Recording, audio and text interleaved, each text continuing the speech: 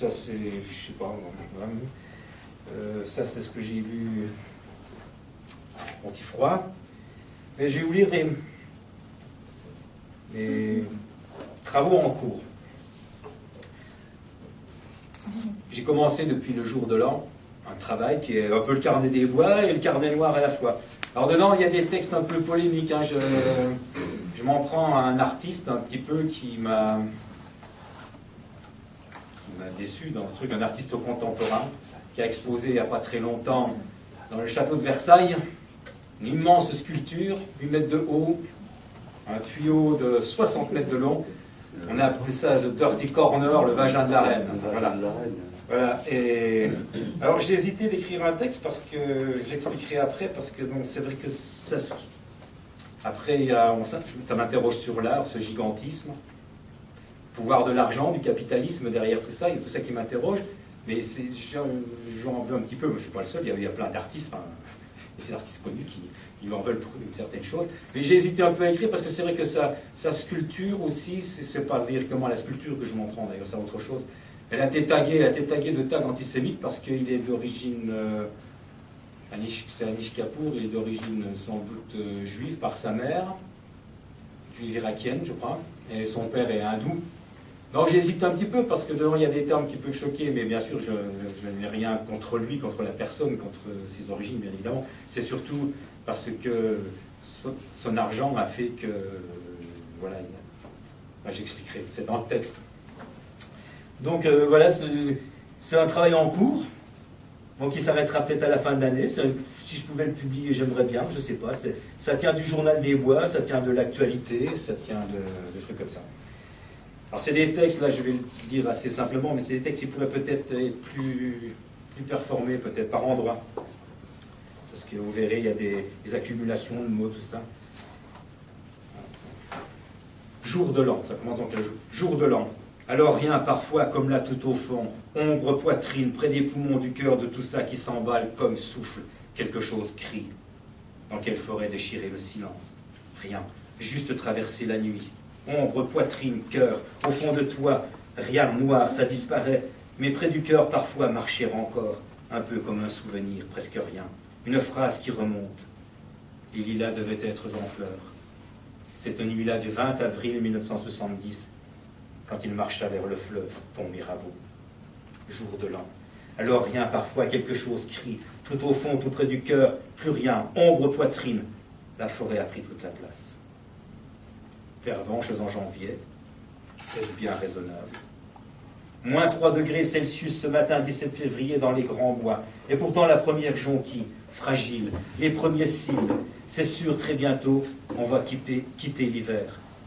Vu aussi coupant mon chemin, une ligne faite par les sangliers en marchant. Pensez alors à Richard Long et respirez encore l'odeur minimale du cornouillet. On est ici dans l'extrême simplicité. Passant, passeur toujours, au fil de la marche, des mots lointains reviennent, parfois ceux de Jules Laforgue. Tant les bois sont rouillés et tant les corps ont fait tonton, ont fait tontaine. Lui, il voulait juste dire l'hiver qui vient.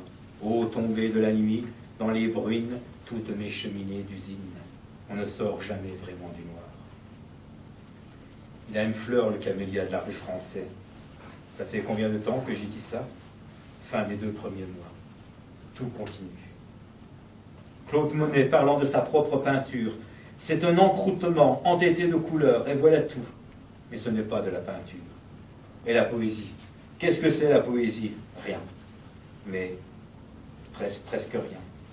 Marche, mais bon Dieu, marche, c'est la même chose chaque jour, et chaque jour autre chose, un entêtement. Comme une histoire très ancienne, je ne sais plus des bribes, quelques mots, ou une fausse histoire, une histoire qui n'aurait jamais eu lieu, ou alors demain, une histoire impossible, ou peut-être ici, là, sans savoir que ça s'écrit. Quelques mots, des bribes, est-ce que ça finit, est-ce que ça commence? Faudrait jamais se raconter d'histoire sur le chemin, seulement marcher, alors je marche. Je connais 2 charmes dans la forêt, je les connais bien. Au pied de chacun, les jonquilles ont fait un cercle. Chaque fin d'hiver, je leur rends visite, juste pour faire silence. Et repartir, marcher, et regarder, tout cela longtemps au fond du corps. L'hiver n'a pas encore rendu l'âme. À la faveur du gel, çà et là, l'humidité contenue dans le bois mort a formé de très fins cheveux de glace. Cependant, le mécanisme pourrait être plus complexe et lié à la présence du champignon Exidiopsis effusa, identifié en 2015. Exidiopsis effusa, effusion de poésie, si rare et si fragile. Expansion, élan, épanchement, emportement, débordement, ravissement, trop de mots pour dire l'indicible, effusion de larmes, de sang, de cœur parfois. Trop de mots, trop de morts. Un jour ça arrivera, ça arrive, dans la tête entêtante, une pensée, une seule. Mais comment vivre, marcher, sans tous ces morts dans la voie? Tu disais, dedans, dehors, garde. Alors je regarde, tout le paysage. Et le chemin qui sépare le paysage, et toutes ces pierres à mes pieds, ossements, cœur, visage, poumons, et tous ces yeux qui me dévisagent. Les pierres ont si souvent formes humaines. Nous partageons la même langue, le même silence, au plus sombre des bois, la même lueur, la même sueur. Première giboulée ou dernière neige, tout nous continue, tout nous continue, ici et maintenant. Maintenant nous sommes en Mars. Mars, dieu de la guerre, Mars, nom alchimique du fer. Il y a un pigment appelé noir de Mars, équivalent synthétique d'une espèce minérale, la magnétite, un oxyde de fer, Fe3O4, doué de magnétisme. Il donne des noirs fins, denses, intenses. Et dans quelle poésie sommes-nous? Affaire à suivre. Work in progress, words in progress, or walk in progress. Les trois, mon capitaine. Ô capitaine, mon capitaine, c'est pour toi les bouquets et guirlandes enrubannées, pour toi les rives noires de monde, pour toi, mon capitaine, étendu, mort et glacé, chantait Walt Whitman. Décidément, le noir n'en finira jamais de nous coller à la peau. Tu disais, c'est rien, presque rien. Demain, c'est recommencer, repartir, avancer et retomber, tout reprendre à zéro, tout. Nos yeux détiennent tout, toute la forêt et toutes les bêtes. Toi, tu disais, il y a des jours où le cri des bêtes nous manque. Alors on les cherche, on recommence.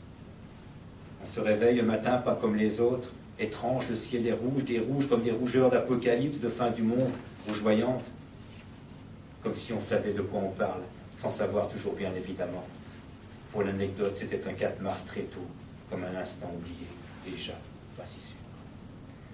Maintenant, on nous dit qu'il existe un noir plus noir que le noir, un noir fait de millions de nanotubes de carbone, d'un diamètre, paraît-il, 3500 fois plus petit qu'un cheveu, un noir qui absorbe 99,965% de la lumière, Vantablack, le noir qui rend invisible, le noir qui efface tout. Maintenant, on nous dit que l'artiste plasticien Anish Kapoor, qu'à pauvre ou riche, on hésite un instant, on s'interroge, bref, qu'un artiste plastérien, disons ça comme ça sans méchanceté aucune, en a acheté les droits exclusifs d'utilisation dans le domaine artistique, pour lui tout seul, rien que pour lui, royal cadeau. Ah, l'argent, l'argent. Effaçant du coup, quel joli coup, tous les artistes les autres, effacés tous, éliminés, exclus, battus, emportés, engloutis, absorbés, anéantis, floués, refoulés, tous écartés, écartelés, éradiqués, exterminés, on dit bien tous. Grillés, brûlés, cramés, calcinés, incinérés, carbonisés, dans le grand trou noir de l'arène, le grand trou immonde, sale, obscène, merde, le grand trou, pas de chance, pas de veine, tous réduits en cendres, en fumée, en poussière, en miettes, en charpie, en bouillie, tous réduits à rien, stop, zéro, silence, du noir le plus noir, dans le grand trou, madame de la peine, je veux dire vivre, vivre dehors, hors de la haine, de la reine, hors des gueulades, des gueulements, des gueuleries, hors des murs, des cris, crieries et autres criaillements, criailleries, hors, mais loin dehors, où il n'y a que craillements, croaillements, croissements, corbeaux et corneilles, tout pareil, et les murmures, les bruissements, les frémissements, où ça susurre, où ça chuchote, où ça frôle, où ça palpite, où ça tressaille, où ça frissonne. Des passants à peine, si jaunes et si fragiles, pourquoi si pauvres, au regard du passant, immobile presque, dans la neige, les jonquilles. Dans la neige, parce qu'il y a encore de la neige. Et je ne sais dire comment la neige, à la fin, c'est déjà plus la neige, au cœur et à l'esprit. Comment à la fin on n'attend plus que la lumière, sortir enfin, marcher, être dans la lumière. J'emmène souvent les morts, les miens, puis les autres marcher dans la lumière. Sortir les morts du noir, ces mots que je crie parfois loin dans les forêts, pour être encore un peu avec les morts, pour tenir encore un peu leur corps dans la voix, dans la langue, de près les tenir. Le 22 mars, il y aura 31 morts à Bruxelles, jour de l'an, si loin déjà. C'est le travail en